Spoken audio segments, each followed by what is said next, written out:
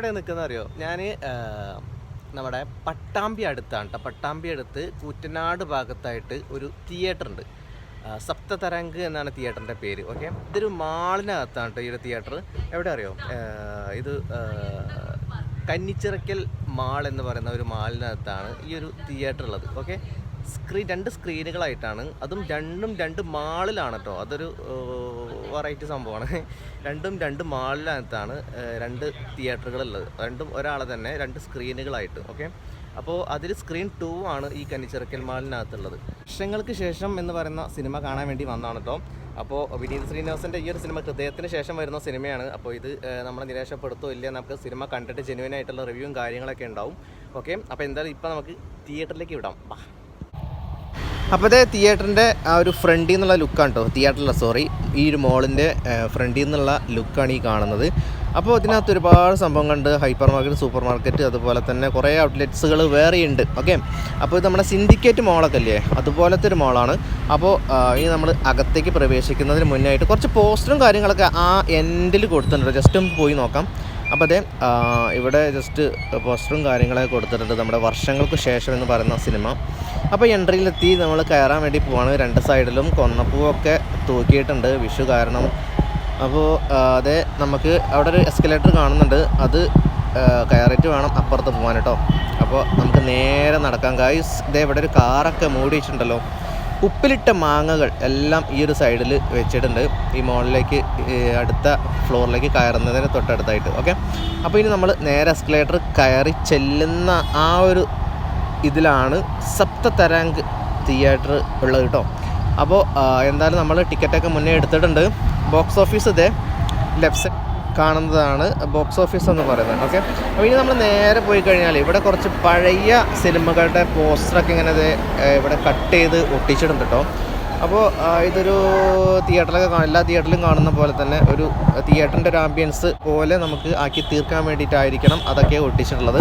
Okay, അപ്പോൾ നമ്മളിത് ഈ ഒരു തിയേറ്ററിൻ്റെ അകത്തേക്ക് പ്രവേശിച്ച് കഴിഞ്ഞാൽ നേരെ കാണുന്നത് ഒരു സെറ്റിയാണ്. അതിനകത്ത് കുറേ ആളുകൾ ഇരിക്കുന്നു, ഇവിടെ കുറേ ആളുകൾ നിൽക്കുന്നു. അങ്ങനെ എല്ലാവരും ഷോർട്ട് ടൈം ആവാൻ വേണ്ടി വെയിറ്റ് നിൽക്കുകയാണ്. ഇനി നമ്മൾ നേരെ തിയേറ്ററിലേക്ക്. ഓക്കെ, തിയേറ്ററിലേക്ക് കയറുമ്പോൾ അതേ സ്റ്റെപ്പിലൊക്കെ നല്ല LED ബൾബുകളൊക്കെ വെച്ച് അടിപൊളിയാക്കിയിട്ടുണ്ട്. അതേ സ്ക്രീൻ അത്യാവശ്യം വലുതാണ് കേട്ടോ. ഇവിടെ ഇങ്ങനെ കയറി പോകുന്ന സമയത്ത് സ്ക്രീനൊക്കെ അത്യാവശ്യം വലുതായിട്ടാണ് തോന്നുന്നത്. ഓക്കെ, അപ്പോൾ ഇതിനകത്തൊരു ഇൻറ്റീരിയർ എന്ന് പറഞ്ഞ് ഇങ്ങനെയാണ് വരുന്നത്. നല്ല അടിപൊളി കേട്ടോ. റെഡ് ബ്ലാക്ക് കോമ്പിനേഷനിലാണ് വരുന്നത്. 40 സ്പീക്കേഴ്സ് ടോട്ടലായിട്ട് ഉണ്ട്. ഞാൻ ജസ്റ്റ് ഒന്ന് എണ്ണി നോക്കിയപ്പോൾ ടോട്ടൽ 40 സ്പീക്കേഴ്സാണ് കണ്ടത്. ഓക്കെ, ആ റെഡ് ലൈറ്റിൻ്റെ ആ ഒരു LED ബാറുകളൊക്കെ തന്നെ വരുന്ന സ്ഥലത്ത് ഭയങ്കരമായിട്ട് ഒരു അട്രാക്ഷൻ തോന്നുന്നു. സബ് ഊഫേഴ്സ് 2 രണ്ട് സൈഡിലും കൊടുത്തിട്ടുണ്ട്. അതുകൊണ്ട് തന്നെ പെർഫോമൻസ് വൈസ് നോക്കുമ്പോൾ നല്ല അടിപൊളിയായിരിക്കും എന്ന് നമുക്ക് കരുതാം. അപ്പോൾ അതേ സിനിമ തുടങ്ങാൻ ഏകദേശം ടൈം ആയിട്ടുണ്ട്. അപ്പോൾ നമുക്ക് സിനിമ കഴിഞ്ഞ് ഒരു അടാറ് റിവ്യൂമായിട്ട് വരാം കേട്ടോ.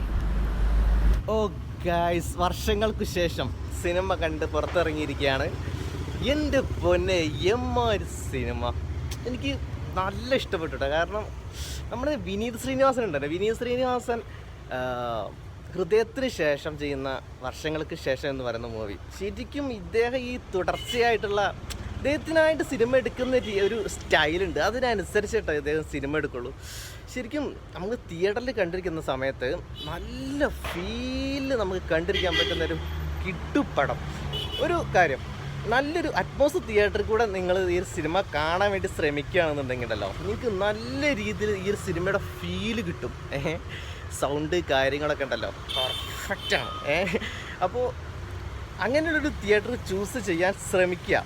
ഓക്കെ, അപ്പോൾ സിനിമയിലേക്ക് വരുമ്പോൾ ധ്യാനും അതുപോലെ തന്നെ പ്രണവ് മോഹൻലാലാണല്ലോ ഇതിലൊരു കേന്ദ്ര കഥാപാത്രങ്ങളെ കൈകാര്യം ചെയ്യുന്നത്. അപ്പോൾ പ്രണവാണെങ്കിലും നമ്മുടെ ധ്യാനാണെങ്കിലും ഒന്നിനൊന്നിനും മെച്ചട്ടോ.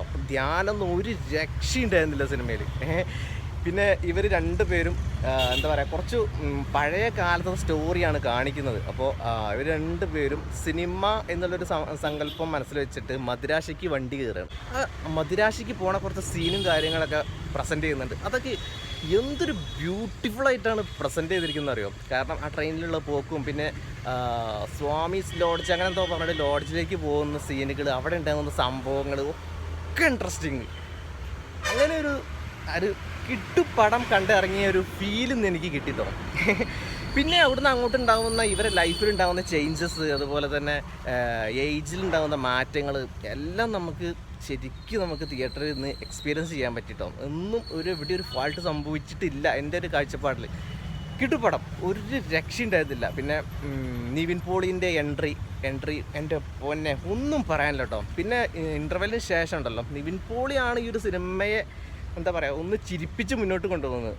പിന്നെ പടം വേറെ ലെവല്. അപ്പോൾ സിനിമ കാണാത്തവരുണ്ടെങ്കിൽ എത്രയും പെട്ടെന്ന് നിയറസ്റ്റ് ഉള്ള തിയേറ്ററിൽ പോയിട്ട് ടിക്കറ്റ് ബുക്ക് ചെയ്യാം. ഓക്കെ, ഇതൊരു തിയേറ്റർ എക്സ്പീരിയൻസ് പടമാണ്.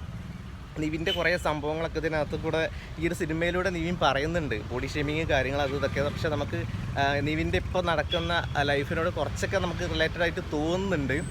എങ്കിലും അതൊക്കെ കോമഡി രൂപത്തിലാണ് കൈകാര്യം ചെയ്തിരിക്കുന്നത്. അടിപൊളിയായിട്ടുണ്ട്. ധ്യാനിൻ്റെ ചില നേരത്തുള്ള ചില സിറ്റുവേഷനിലുള്ള അഭിനയവും കാര്യങ്ങളൊക്കെ കാണുമ്പോൾ ഉണ്ടല്ലോ, ഇൻ്റർവ്യൂവിൽ വന്നിട്ട് പൊട്ടിച്ചിരിക്കുന്നൊരു വ്യക്തിയാണോ ഇത്, അല്ല മറ്റുള്ളവരെ ചിരിപ്പിക്കുന്നൊരു വ്യക്തിയാണോ ഇത്, നമുക്ക് സംശയിച്ചു പോകും. അമ്മാതിരിയുള്ള ഒരു പെർഫോമൻസാണ് നമുക്ക് കാണാൻ പറ്റുക ധ്യാനിൻ്റെ.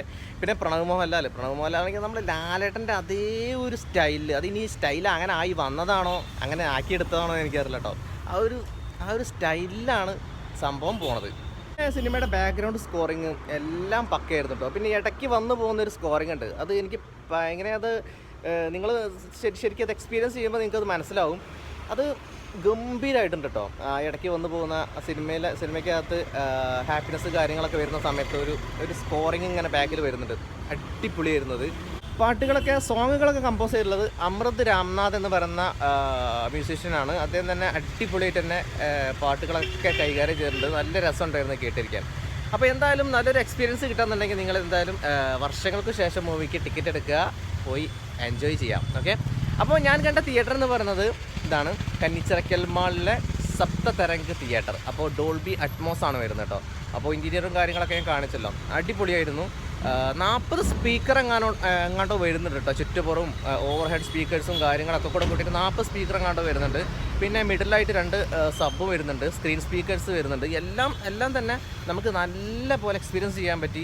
തിയേറ്ററിനകത്ത് ഇരുന്നിട്ട് നമുക്ക് ബീറ്റും കാര്യങ്ങളും നല്ല അടിപൊളിയായിരുന്നു എക്സ്പീരിയൻസ് വൈസ് നോക്കുമ്പോൾ തിയേറ്ററിൻ്റെ ഭാഗത്തുനിന്ന്. ഓക്കെ, അപ്പോൾ തിയേറ്റർ പൊളി സാധനമാണ്. ഈ മാളിനകത്താണ് തിയേറ്റർ ഗൈസ്.